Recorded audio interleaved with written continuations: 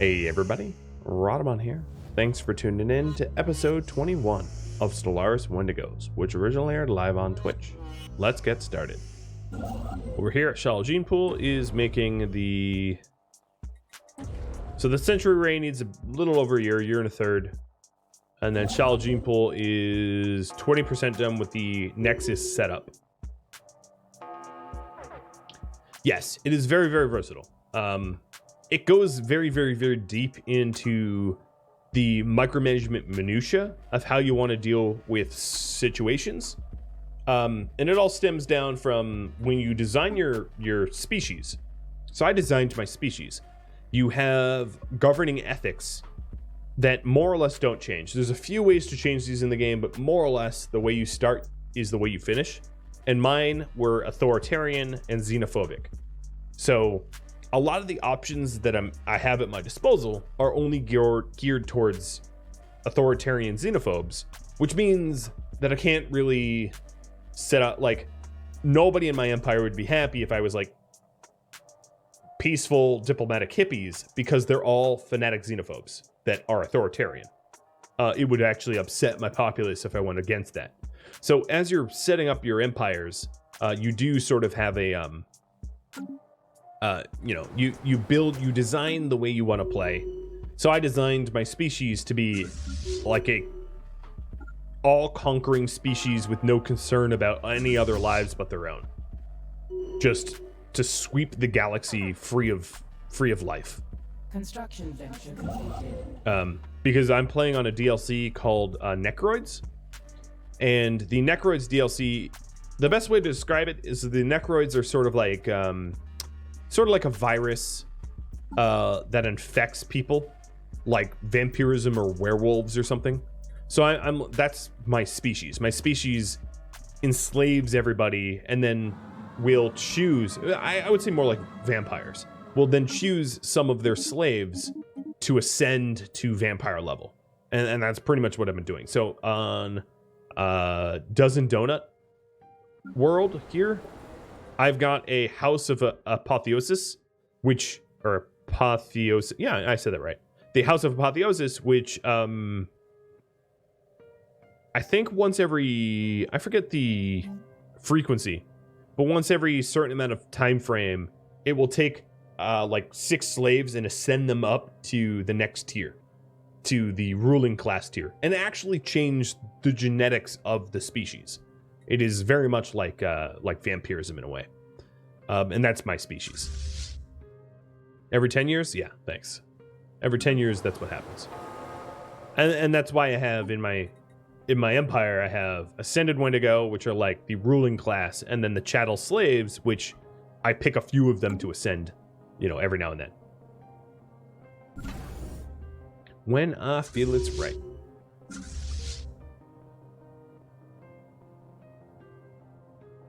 But yeah, there's tons of details. Like, you can design your own ships, you can, the game is, they just let you do whatever you want. There's so many options, which is why there's so much replayability. It's also why it's like super, super confusing for new players, because there's just so much going on. There's like 50 different ways to do everything, so nothing is obvious. What?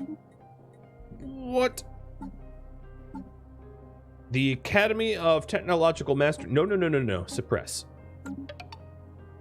Hey, Carter. Thanks for the resub. 11 straight months. One more and you get a full year. Cheers. Yeah, you can also...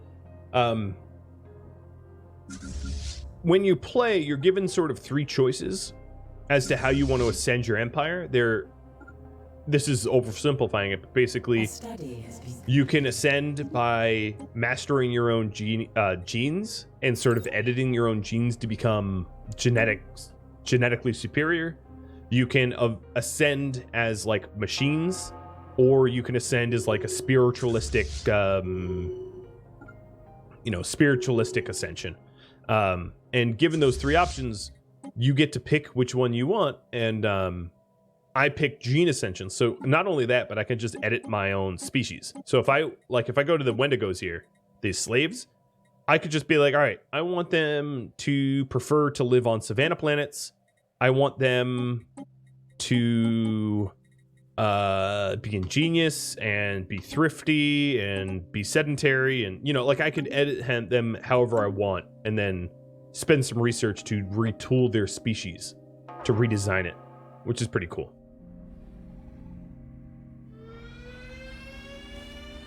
So if you really wanted, if you were trying to play like a super min-maxed, you could take your time, play on a slow speed, and like fine-tune every species so you can have, it would almost be like a weird Lord of the Rings where you could design like a dwarf race that are really good at mining and like an elf race that are really good at science, and like you could species differentiate to like the nth degree if you really wanted to.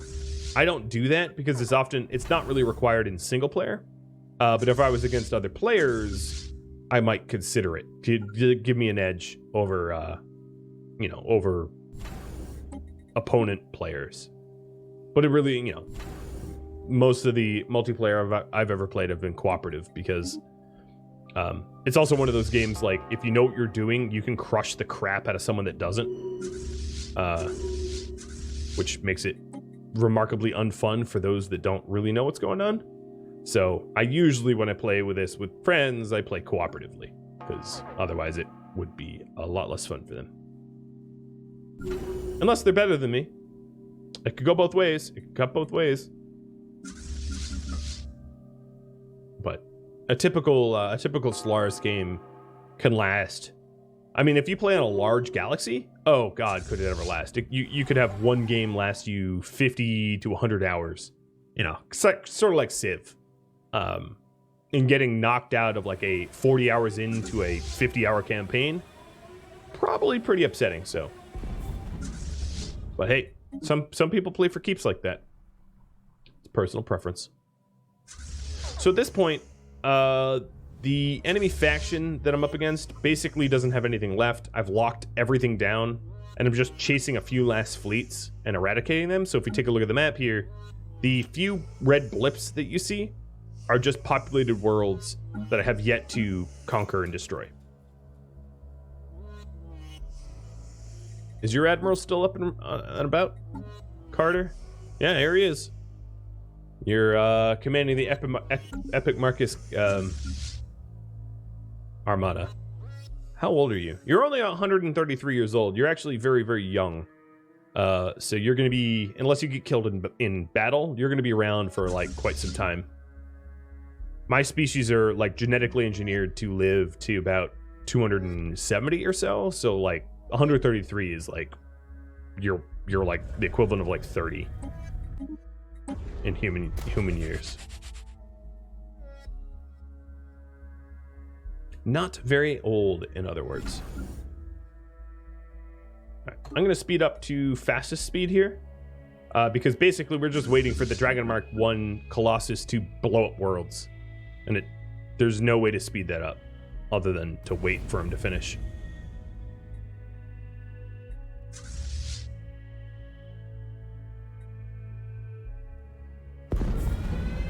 Am I still blowing up planets? Oh yeah. I don't really want to own them because I have no interest in administrating them. I don't want to inherit a bunch of like crummy planets that I don't care about. So yeah, I've been totally blowing them up. One thing I need to do is to manage my unemployment. All right, Wendigo. Who else has unemployment? Volga. Jacking Chan. Ryan is going to not have, yeah, we're not going to have room for all these freshly unemployed. Tiblix, let's have you make an agricultural section. All right, Fen. We're just sending all of our unemployed slaves over to the same planet. So it's like one giant slave colony. Varias Doom, where is that? I don't even see Varias Doom. Oh, here it is. Whoa, Varias Doom made a lot of slaves. Jesus. Look, Bunny's over there. And Various Prime also has some too.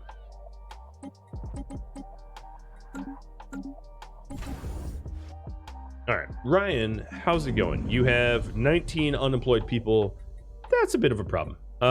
We also should not have a research segment here. So let's build another food segment and probably eventually blow up that research segment because that's not what I meant. Why would I take that trade?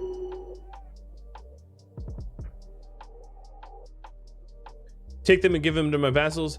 I could do that. The trouble is they are islands, so you can only gift territories to your vassals that border your vassal's territory. And because I'm so deep into their territory, like if I wanted to gift Monboth to a vassal, I would need to gift every other connecting lane all the way to the vassal, which would be Vran Kingdom. So I'd have to like 1, 2, 3, 4, 5, 6, 7, 8, like all of these worlds all connected to Monboth would have to be gifted one at a time. It would be painstakingly annoying. So I don't necessarily disagree with your approach. It would be faster, but it would require so much more annoying micromanagement that for that reason, I'm just like, nope. I'll just wait. I'll wait for Dragon Mark 1 to blow them up. It's just too bad I can't have 2 Colossus. You know, you're just limited to 1. Because it would double my speed, that's for sure.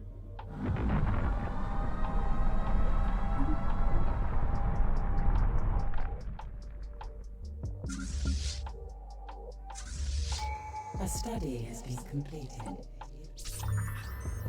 I'm the MVP, just got more minerals. And my leaders live longer. Okay, I think at this point, there's essentially nothing left of the... Yeah, there's really nothing left of the enemy fleets.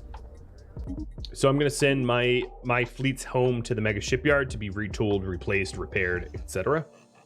It does leave my Colossus a little exposed, so I'm gonna have my Juggernaut escort the Colossus. He's gonna take a very, very, very long time to get there, but like, whatever. I don't think that there's much of a threat from anyone, because as you can see at the universe, I own, I don't know, like 9/10 of it? Something like that.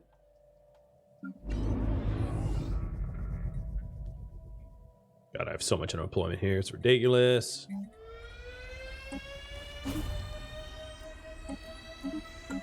Alright, that is the alarm that Dragon Mark 1 blew up another world. Yeah, the problem is I started conquering the enemy systems pretty late in the game, so they've expanded to like orbital habitats, and you know they're spreading like a virus. Well, like me, they're spreading like a me. Oh no, they have a fleet of Imithor. Oh, that's annoying. The moment I had my Juggernaut leave Imithor, they like a fleet pops out of nowhere.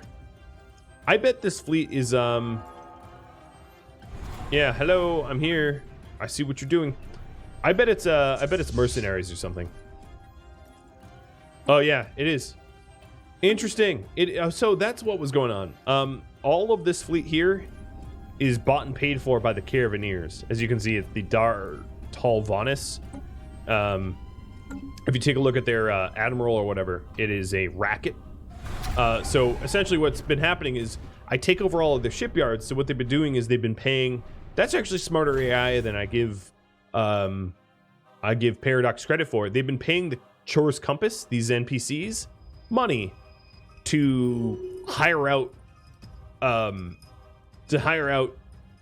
I'm going to destroy Chorus Compass then. To hire out mercenary fleets to then try to reconquer territory that I had conquered. Smat, but not smart enough, because I'm going to destroy the mercenaries now. Hey, Jim Bob. Thanks for the bits. Welcome to the stream. I'm curious if I can legitimately finish Stellaris this week. This stream. It's possible if I work hard. I'm getting pretty close though. I'm just hopping planet to planet with my my world cracker and just cracking skulls. All right, so Epic Marcus is now ready to reinforce.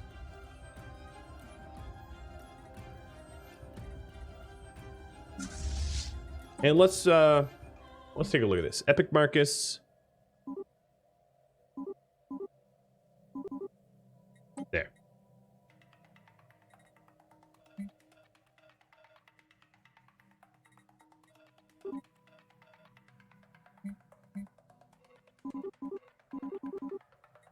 There. All right, I've maxed out Waffle and Epic Marcus's fleets. We are currently working on the Sentry mega project and the Science mega project at the same time because my, honestly, my economy is so wealthy I don't have space to keep my wealth anymore. It overfloweth. Kind of ridiculous, but I'm literally overflowed with wealth here. You know what? To speed time up, I'm going to put population controls back.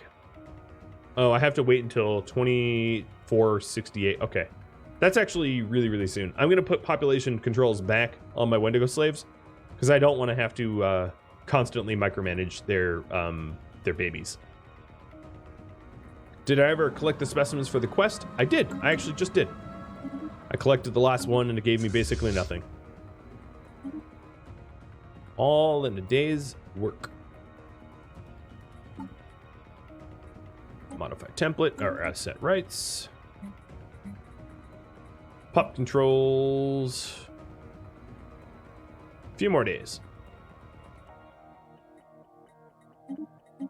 Yeah, the problem is I don't really allow my well, what's interesting is my slaves, I don't have migration controls on them. So that they are allowed to migrate to whatever worlds they want. They just don't. I don't know why. They don't end up putting themselves on planets that matter. I don't know why.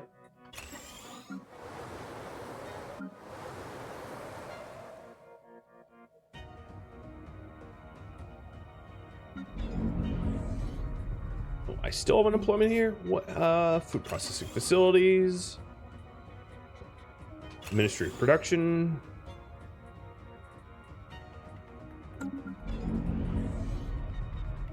Hey, Tangier. How goes it? It goes pretty well.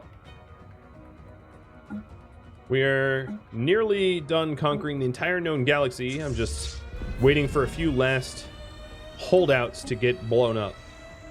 And then we'll have to deal with the fallen empires. Which I'm not worried about. I don't think. Yeah, we're just taking some victory laps. Is essentially what's going on.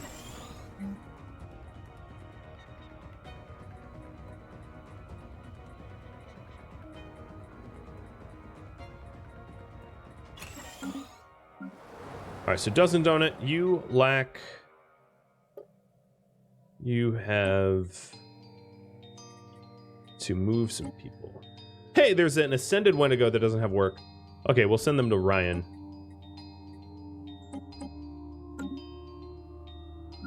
I'm trying to like... Okay, we have 2 more people that live at Dozen that don't have housing. 1, 2. Wait, oh, okay. They don't take up a normal amount of space, so...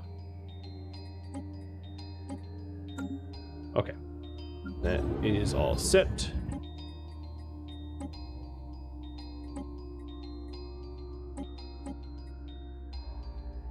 All right. Now Ryan's the only planet with a bunch of unemployment, and we are working on that.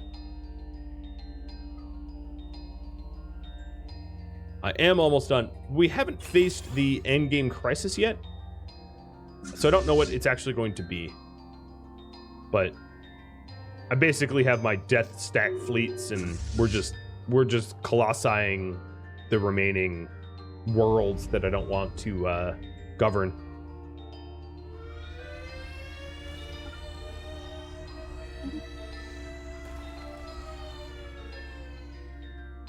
Hey, now. How you doing?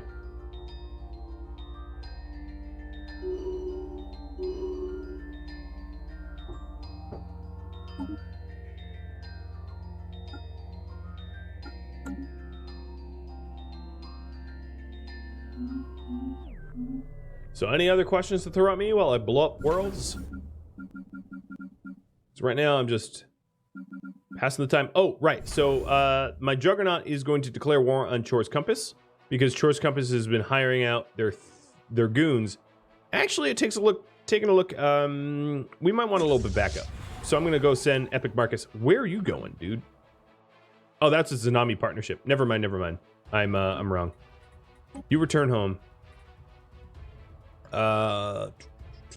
Evil Lucky. Let's open some reliquaries. Why not?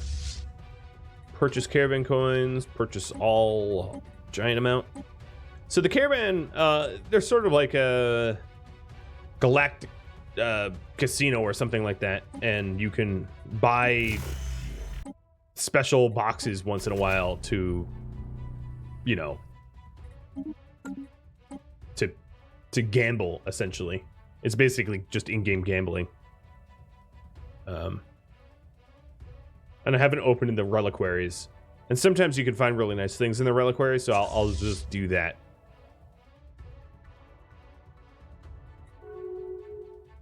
Stellaris loot boxes, yeah.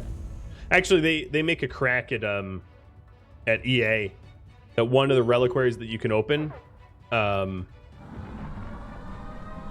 gives you a sense of accomplishment, an achievement, which is a rip on a Reddit post that EA made that I think is the most downvoted post in the history of Reddit, and gilded for that matter too, I think, which was them trying to justify their microtransactions. And they're saying, like, oh, the people that buy microtransactions gives themselves a sense of achievement. And people are like, no. Microtransactions are terrible. Like, who are you joking? And Paradox actually teases EA about that in this, which I think is just brilliant. Because famously, if you don't own the DLCs for any Paradox game, you can still play. You can still play with people that do own the DLCs. You get the DLCs enabled for free. So if you wanted to, like, if I wanted to play with friends on Stellaris, and all they owned of Stellaris was the base game, and I owned all the DLCs, they could play in a game I host with all of the DLCs enabled, and they would not be forced to buy the DLCs. They would still be able to play pretty much all the DLC content without owning it, because Paradox does that. It's pretty cool, and that's true of pretty much every Paradox game. So there are some exceptions, like in this game there are species packs and things like that. So right now I'm playing the Necroids, so if you were playing in my multiplayer game and you didn't own the Necroid DLC, you couldn't design your race to be Necroids.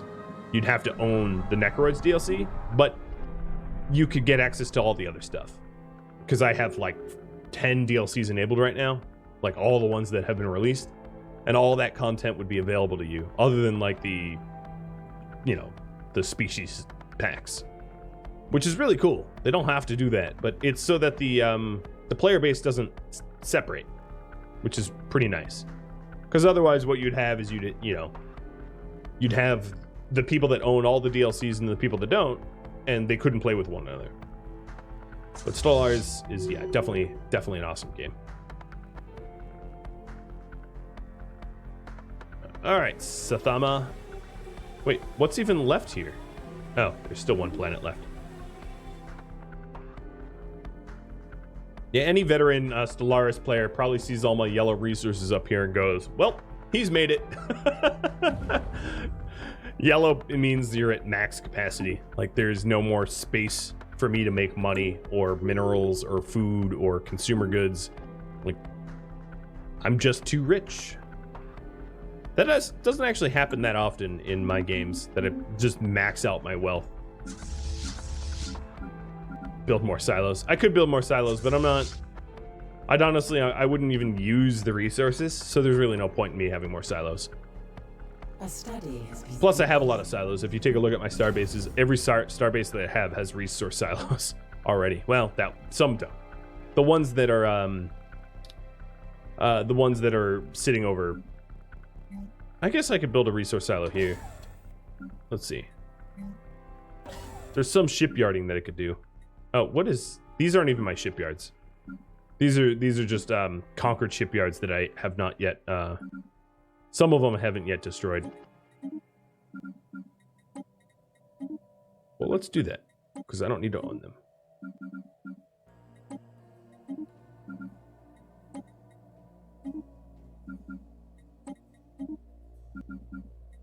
So much for paying attention to my own shipyards, right?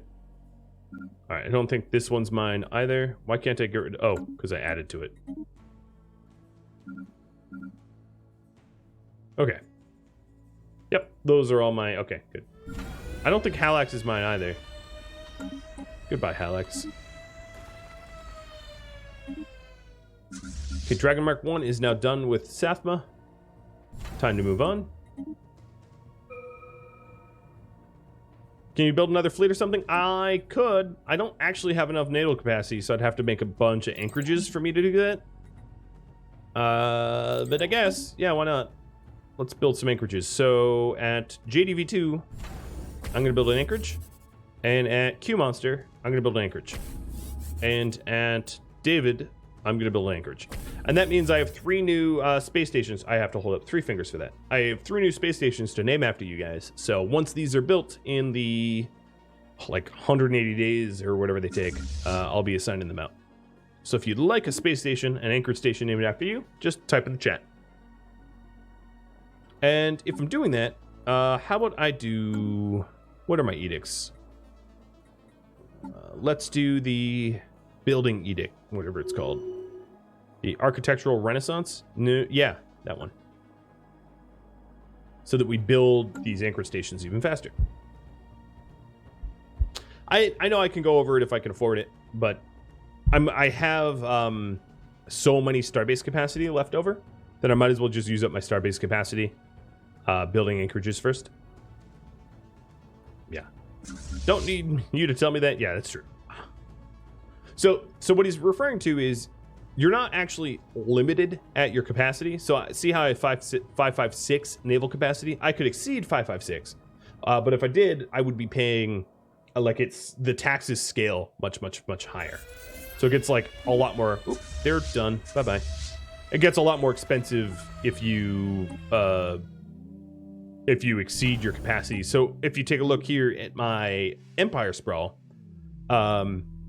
because I've exceeded my Empire capacity, my tech takes 11% longer to research. My traditions adopt 17% longer, which doesn't matter because I have all of them.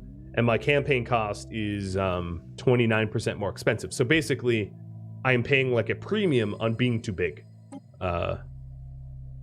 That's, you know. And for naval capacity, it's taxes. For starbase capacity, it's taxes. That's what you pay when you get too big.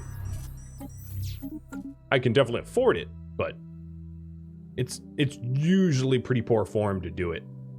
Not that I'd have a problem with it, but I'm just saying from a administrative standpoint, it is frowned upon. All right, so Dragon Mark run. Oh god, that's a lot of planets. All right, so all 3 are ready.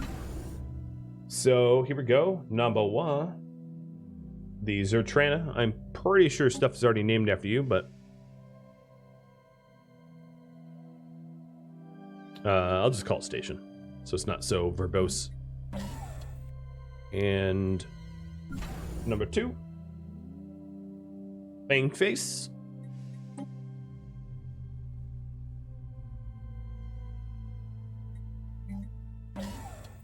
Number 3, Kilgore. Never Trunk Slim Chest. Sorry, Trunk. Maybe someday, man. So the anchored stations just allow you to have a larger fleet capacity. And that's why I'm building them. To expand my fleet capacity to have 3 mega fleets. Which will then mean that I'm going to need a new admiral and a new fleet name. So more chances for things to be named after them. Definitely filing that in the realm of like absolute overkill, but whatever.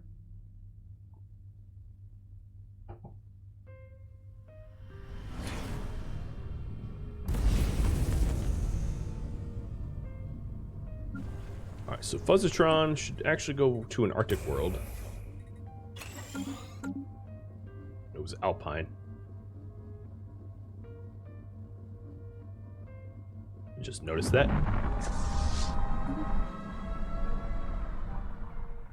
Now if you take a look at the red dots, I'm almost done. I have these 4 systems left to do. How bad are they? So single, single, single, single. So a bunch of singles. So that will be pretty quick. Wendigo Prime, why do you have 5 unemployed workers? A bunch of slaves unemployed. Did I never do population controls? I thought I did. Population controls enabled. Yeah, I don't really know what's going on there. All right, Ryan Rawl. What do we need? Jobs? There you go. Shut up and work. And let's Chamber of Elevate there too. I've downright dominated this galaxy.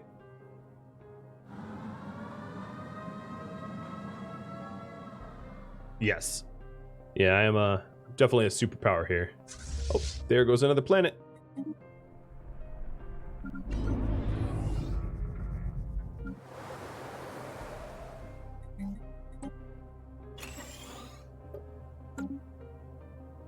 So is there a better way to do population here? Let's see.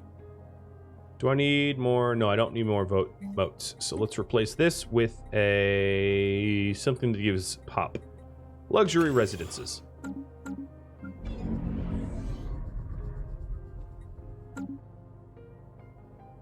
Yeah, at this point, if I wasn't such a completionist, it would be very safe to just call it, because there's just not any way that the galaxy could come back from being this dominated. But I'm a filthy completionist, so we're just going the extra mile and getting the victory screen at this point. Where's my starbase? So let's start designing a new fleet. The only problem is my next fleet is not going to have any Titans, so it's going to be different.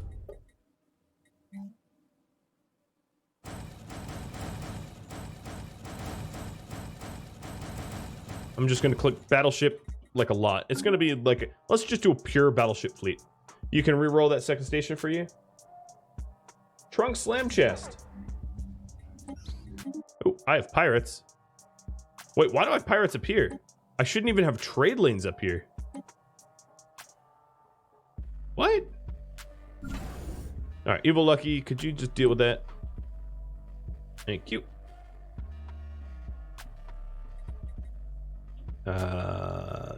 Fang Face Station.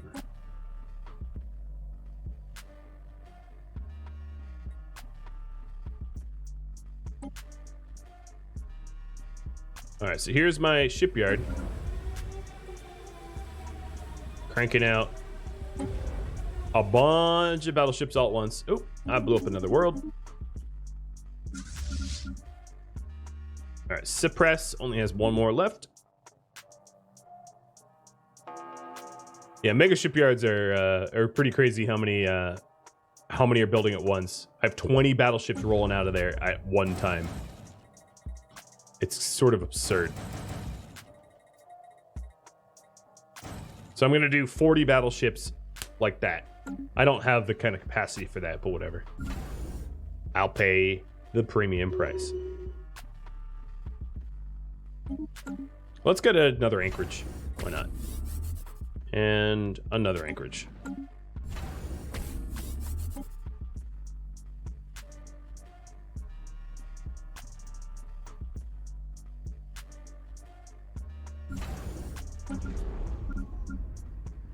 All right. No, that's incorrect. Evil Lucky, where'd the pirates go? They're gone? Good for you. Right. Let's actually watch this. Oh, never mind, you're not going to see anything. The Science Hub is now making some science.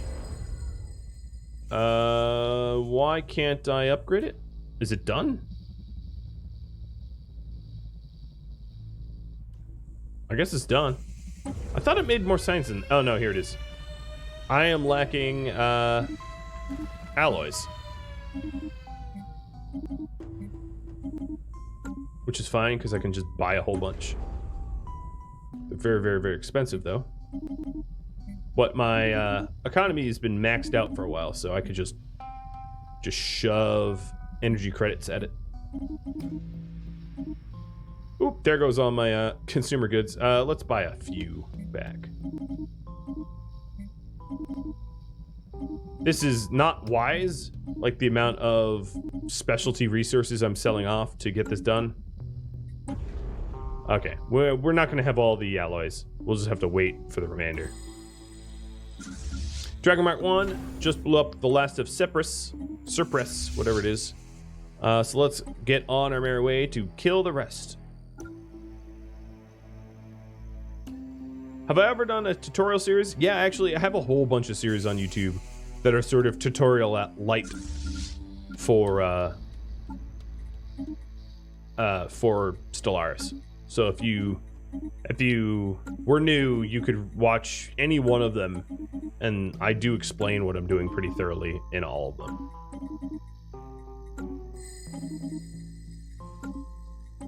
Even in this one at the start, I was going really, really slow and sort of explaining everything as I went. So I'm trying to find a new admiral, and I want an aggressive admiral, but I just keep getting these auto repair admirals, which is ticking me off. One of the things that I've always wanted Stellaris to do is to have a full price, just reject every single leader that is available to you as a quick button. So instead of recruiting them one at a time and rejecting them, just having like a reject all for 1200 and reshuffling it until I got the leader I wanted to find, because I'm this part of the game. When you have an economy like mine, I can just hire and fire until I find the right person indefinitely. And then this admiral is now named JDV2. But it's, you know, what difference would it make if you paid full price to reject them all? All right, so here is our new admiral. There's no way. How many more? Hold on, let me see.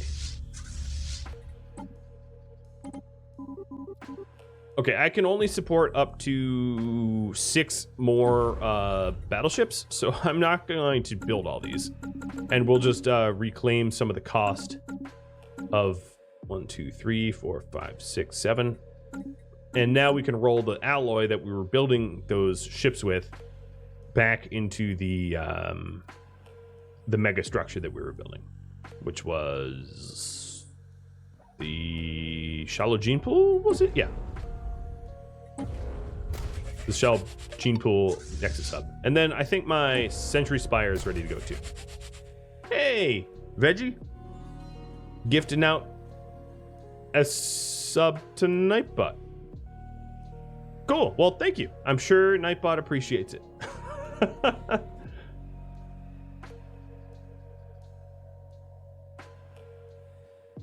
Nightbot, the ultimate sub.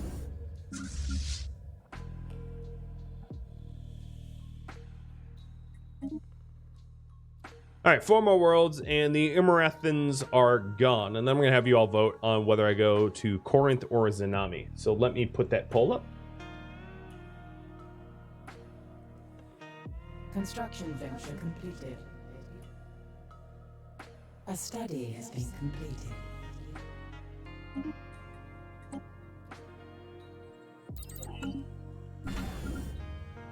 We're also going to do a raffle for these 2 new anchorages, because I'm going hard on anchorages here. So let's see. Giveaway. Zeno gets one of them.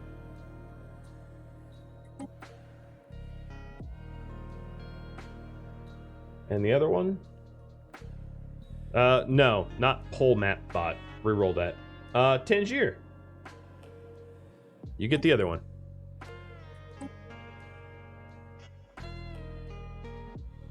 Nice.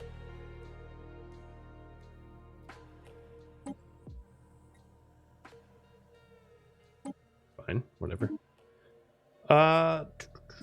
Yep, we're just waiting for the Dragon Mark 1 to blow up the rest of their empire.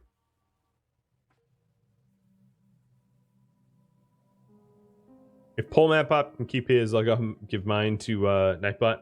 What's funny is Polmatbot, I guess Polmatbot did just announce the poll. It's rare to see them actually like win anything because they're just idle. All right, this is the capital of Imitharian. There is, how many people live here?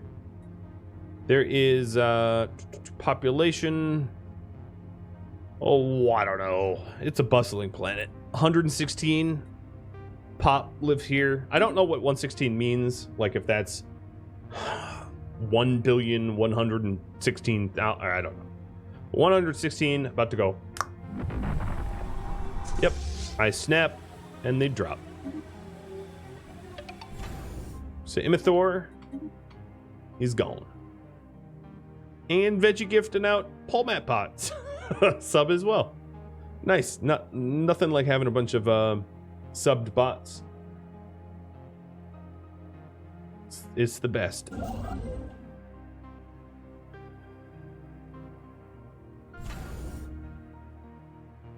A study has been completed. Strike craft speed.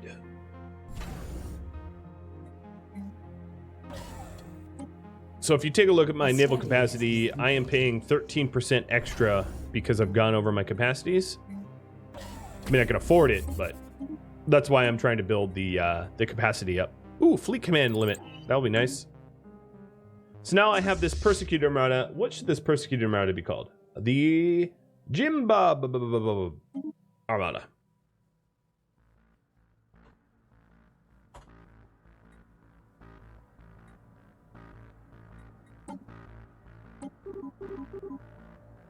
Nice. Jimba Armada. So you are of pretty similar strength to the rest of the armadas. You don't have the Titans. But, you know, you're a bunch of battleships. Should be good. Let's also enact my... Let's enact an edict here of Hearts and Minds. Because I had a faction I don't want crop up. And I want to suppress that faction. And make sure we have a fear campaign going. We do. Okay. Nothing like a good old fear campaign, right? Okay. Here's another planet going pop. Oh, no orders. What?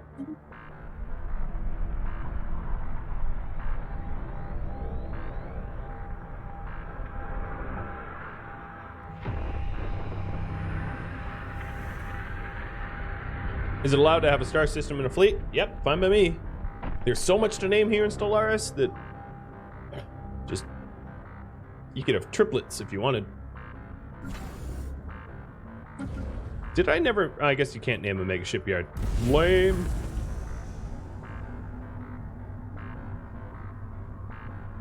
Posranu Mandate. Bye-bye. If it was named Posranu Mandate, was that a... yeah, that was probably a Gaia world I just blew up. You should get something extra for blowing up a Gaia world. Construction venture completed. Like, congratulations, you destroyed paradise. Like, here's some extra money or something. I don't know. I wouldn't need the extra money, but it would be nice to be recognized as a world crusher. All right, Ryan, your unemployment problems have been solved.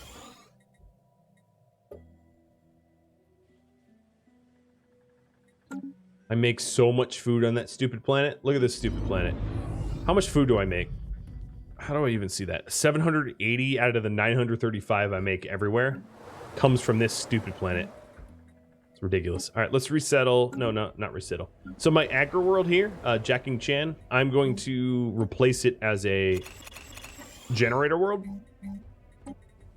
because we don't need agri worlds anymore because of Ryan, the Ryan planet.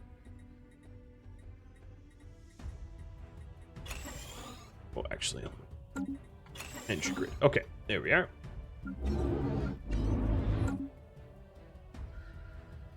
What was named after you? Trunk? You have a station, an anchored station.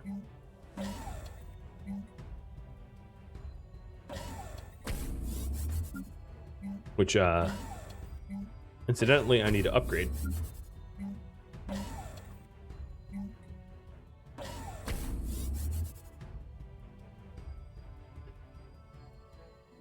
Yeah, I'm a bit of a Sith. Except for I win, I don't lose. So that makes me unique. Because name a Sith that hasn't lost. It's tricky, isn't it? Jar Jar. Jar Jar's the only Sith that hasn't lost. I guess. Construction venture completed.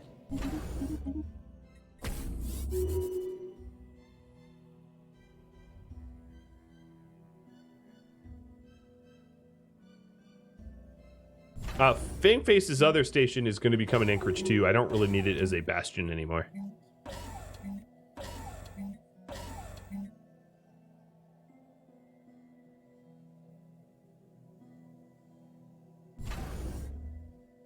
Or actually, it would be the Mystery Science Station.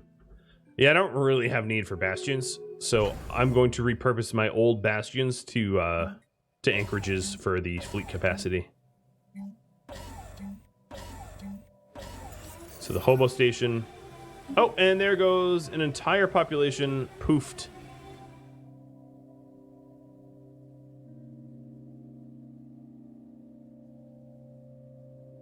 And that was the end of the war, because they don't exist.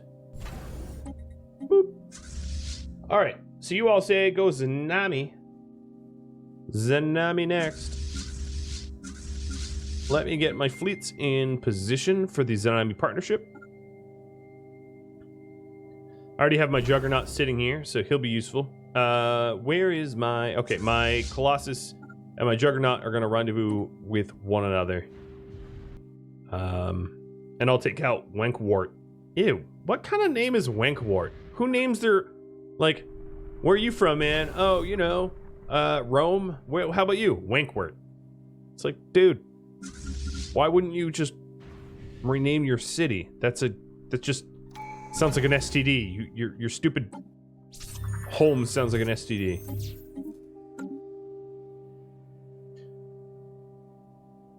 Can I make them vassals? Yes. Demand tribute? Oh, yeah. All right. So, should I make them, or how should I go to war? Make them a tribute. Wipe them out. Quick two choices. So making them a tribute means not using my Colossus to blow up their planets. It means just crushing them until they submit, and then they pay me taxes. Wiping them out, I think, is pretty self-explanatory, as that has been what I've been doing. So, making them a tribute. All right, if we're making them a tribute, I am, because that's so far, so far as leading, I'm going to move my armies into position. And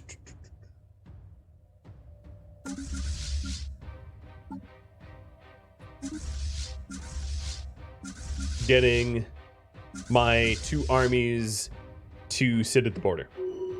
It would be faster. You're not wrong. It would be faster. Because the Colossus works slow.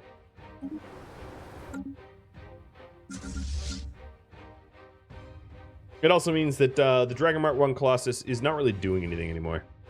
Just sort of following Evil Loki. Okay, we'll make them tribute. So in order to do that, here's the requirements for a tribute. You have to be larger than they are.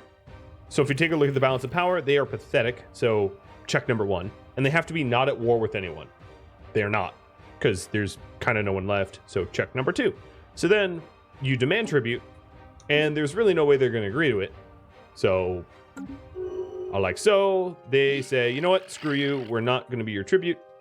So then I get a cause for war to make them my tribute. So then for 1 year, I get the cause for war to be able to force them to become a tribute whether they like it or not, and I will be doing that in a minute. As soon as my well, my navy's already in position, so let's go do that. So declare war. So instead of the Total War Colossus, which is just like wiping them out and exterminating them, I can do make tribute or make vassal. The difference between these, a vassal doesn't pay you taxes, but can be incorporated into your empire at a later date, like rolled in and annexed sort of peacefully. A tribute cannot. They have to pay you taxes. They're more subservient. Tribute it is. I don't want vassals for that reason. All right, so Epic Marcus is going to jump to this system. Waffle Cheese Fortress to this system. And Jim Bob to this system. We're kind of attacking them on 3 fronts. And then I don't have 3 armies, unfortunately, but we'll deal with that in a minute. All right, and then Evil Lucky is going to attack them here. Oh, this is a fight. This is a legit fight. So Evil Lucky is going up against a 22k fleet by his lonesome, which is, might not be safe, but I'm going to do it anyway, because you only conquer once. All right, and then to invade these worlds all have basically no armies. Well, this one does. So I'm going to start bombarding this world indiscriminately to weaken their defenses. This system, garrison, no garrison, garrison-ish, garrison light, and garrison light. So we'll go bombard the one with the garrison once I'm done, which is now, and indiscriminately. And then Jim Bob, there was no garrison here either. Okay. And then once my armies are, actually they're in range, let's have this army jump to that system, this army jump to this system, and we'll start invading those planets. Bada bing, bada boom.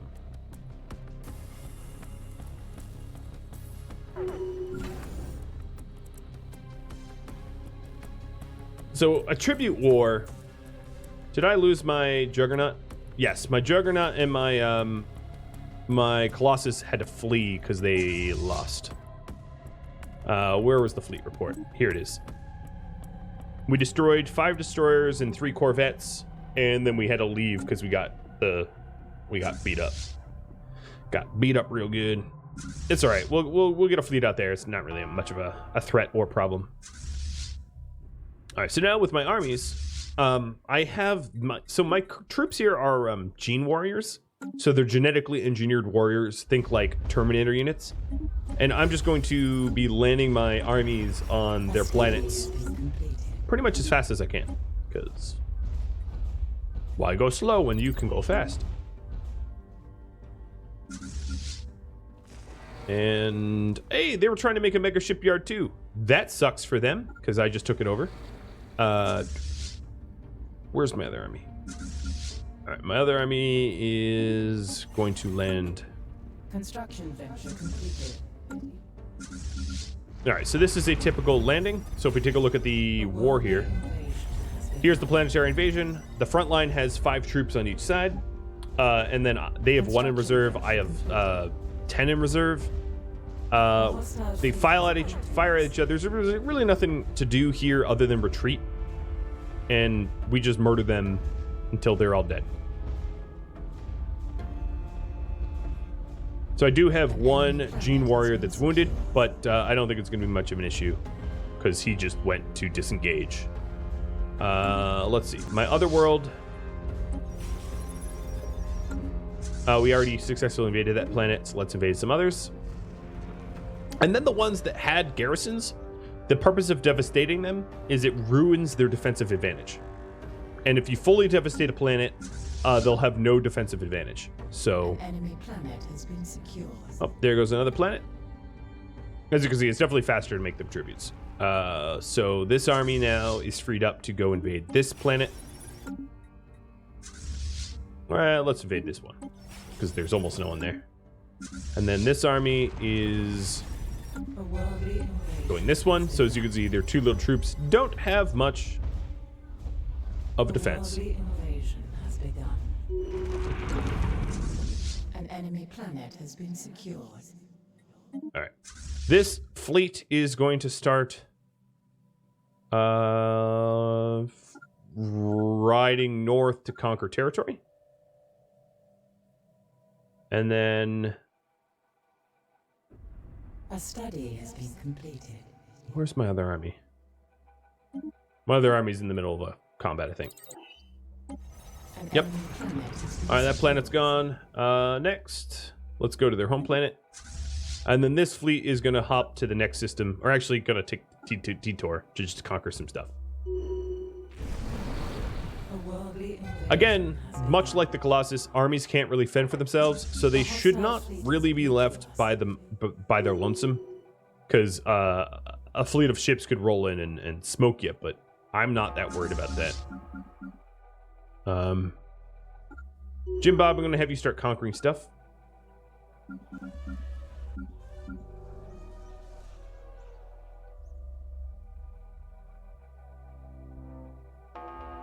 Gene warriors were like xenomorphs. I don't think they're xenomorphs so much as they're like the Predator. That's what when you look at the troops of, well, here, let's go to recruit one, because I actually did just lose one of them. So if I go to Wendigo Prime and I recruit troops, I don't know, it doesn't really give you what they look like, so who knows what they look like. But I always picture them as like Predators. Universal Soldier, yeah, something like that. Who knows? They're strong though. That's all we know.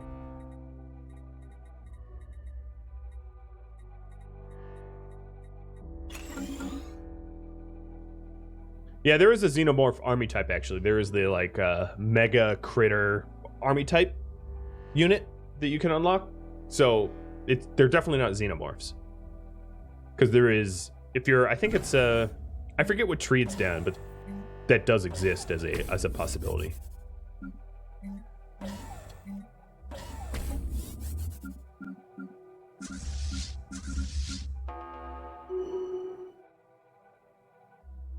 It's another army type that I don't have unlocked. Planet has been secured. All right, what are my armies doing? So this army here needs to invade. Oh, they're currently in a fight. An enemy planet has been secured. Okay, so all of the planets at Nodro have been conquered, so we're going to move on. There is a bit of a garrison here, so let's kill them. And then at Chiminal, we are going to jump over to Yuxplorix, or however the heck you're supposed to pronounce that, and take over their Bikonda. And then let's look at Atlaba. There's nothing here. They're tiny, so we'll just keep moving. It looks like they have been counter-attacking, so they're trying to take over Gaul. They took over Trop and Bonos, and I'm gonna have my fleet hop to Gaul to cut them off and retake it. You land there. And if you look at the war score, as I conquer planets, my war score will go up. And as I reach 100% war score, then they're going to be forced to submit. But tributary submissions require basically max war score. Now, if my war was like, I just want Zawad, it would be a lot easier because I'm asking for a lot less. But being a tribute is like fully 100% submitting to me, so it is a big, big war score that is required. Jim Bob, how's that army? So Jim Bob is my like pure battleship army. I kind of want to watch it because my battleships are basically just carrier ships. So if you see all these little blue things swarming around, let me try to close some of my UI here.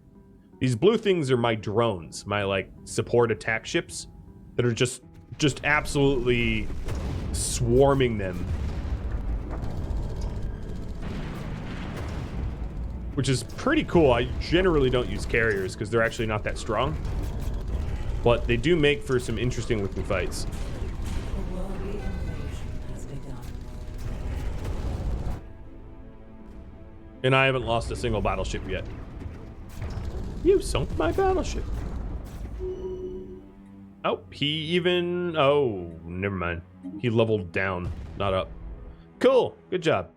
I don't know what to say about that. You are the weakest link. Goodbye. All right, my other armies, what are they doing?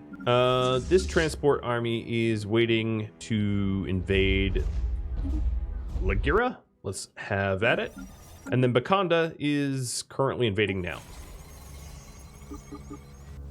Thank you for watching episode 21 of Stellaris Wendigos, which originally aired live on Twitch.